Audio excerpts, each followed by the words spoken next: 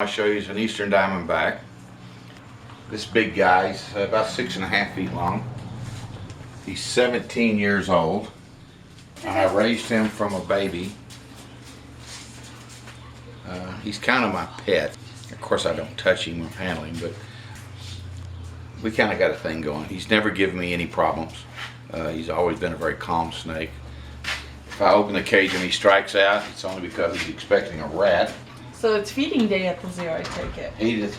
Yeah, it's been a week since he ate. He eats Right. about once a week. I feed these things about once a week. I raise my own rats and mice. See what he does. He probably won't do anything. Let me get a look. Okay. So you can see how nice and fat this guy is. Yeah, he's very calm. Here you go. You can chuck him on the chin. He's a beautiful animal. If you can get a close look at his scales, they're very raised. They're very large scales. Beautiful. Give me just a second. I used to sit here and talk to him. Although they can't hear you, they don't have ears. But from this point, he can't strike very far. He's pretty much stretched out. He's not wanting to strike. He's not rattling. That's not a defensive pose. That's just a curiosity pose. Some of these things are real curious. I had one lady come in there one time and had a western diamondback that followed her around. She had a red blouse on, and she would go hide from him, and he'd get right up to next to the glass looking for her. And then when she'd come around the deal, he'd follow to the other side of the cage, back and forth, and we played this game for about 30 minutes. And he really liked her. Beautiful animal. Yeah. They slow down when they get a certain size, and he was probably, he may put on another foot or so. Wow. The record's 8 foot. It's not a true 8 foot. There's never been one actually recorded in the wild over 8 foot. People have raised them over 8 foot. The record length is held by the western diamondback, which was 9 foot 2 inches in 1952 in Dallas County. It was a doctor who went out and collected them.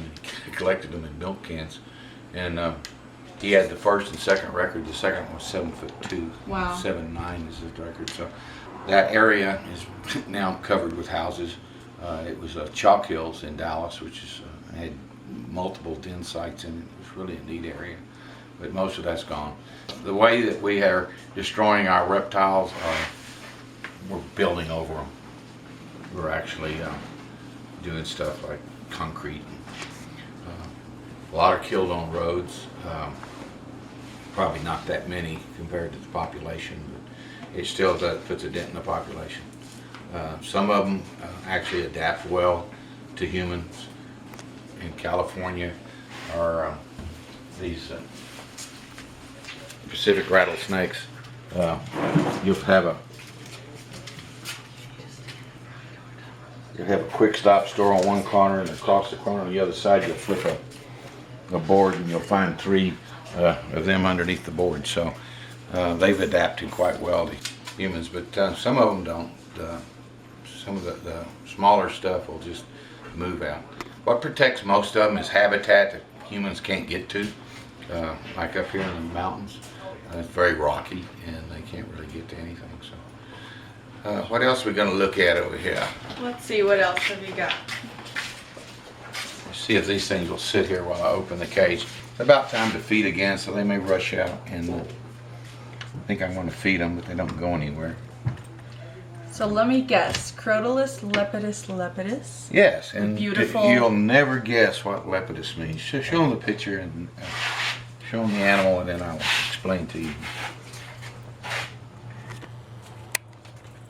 Hey, this one's looking for food. Lepidus means petite or pretty. A lot of these animals, you can tell, have some idea of what they are by their scientific names. The one next door to him here is Nuntius, and he'll probably try to come out. Nuntius means messenger. This is the Hopi rattlesnake. The Hopis, oops, I was keying backwards. We collect these snakes. Basically, they would blow smoke and stuff on them with different herbs and stuff for about 2 weeks, and keep them in clay jars. And then they would take them out and dance with them. And in the dance, they would actually hold them in their mouth. And they believed the spirits lived in the earth, and the snakes lived in the earth. So the snakes were the messengers to take the messages back to the spirits. Wow. And this is the whole concept of the Native American Hopi Indians. Yeah. They're a fairly small snake. These are extremely large ones.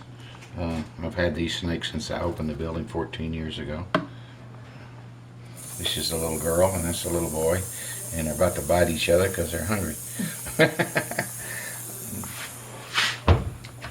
In the cages themselves, I tried to build the habitats to look like the natural environment that they're from. Actually, some of the rocks are and plant life are from the exact places I collected the snakes. So Wow. about 80% of the snakes in here I collected.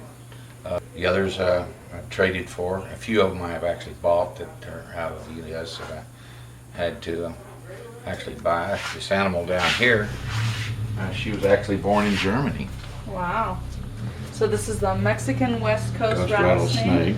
Born or in Germany and Crotalus imported back into basilicus. the United States. So, this is a, can you zoom in on this one? This is an Arizona black rattlesnake. This one is. That's one of my favorite animals in the collection too. He's been here a long time. Most of these animals I've had over 14 or 15 years. When I built this, I wanted a place to put my rattlesnake collection. I did that and then I expanded. So it still grows every once in a while. I'll change an exhibit out, put some other type of species in. So this museum is in Fort Davis. Is it open to the public? It's open 365 days a year. Awesome. I had people go, oh, you're open for Christmas? And that's when everybody comes to visit Fort Davis, so you can't close when they're here. It's a Awesome. tourist town. If you've never been to Fort Davis, look it up on the internet. We have a lot of things going on around here. We've got the McDonald Observatory. We've got this, and the fort, of course. It's a National Historic Site. Fort Davis is a beautiful town. They have a lot of historical buildings, a lot of little shops to go through. It's a nice, cool mountain town in the middle of Texas. So come visit Fort Davis, come by Rattlers and Reptiles, visit Mr. Ross and all of his rattlesnakes. Yeah,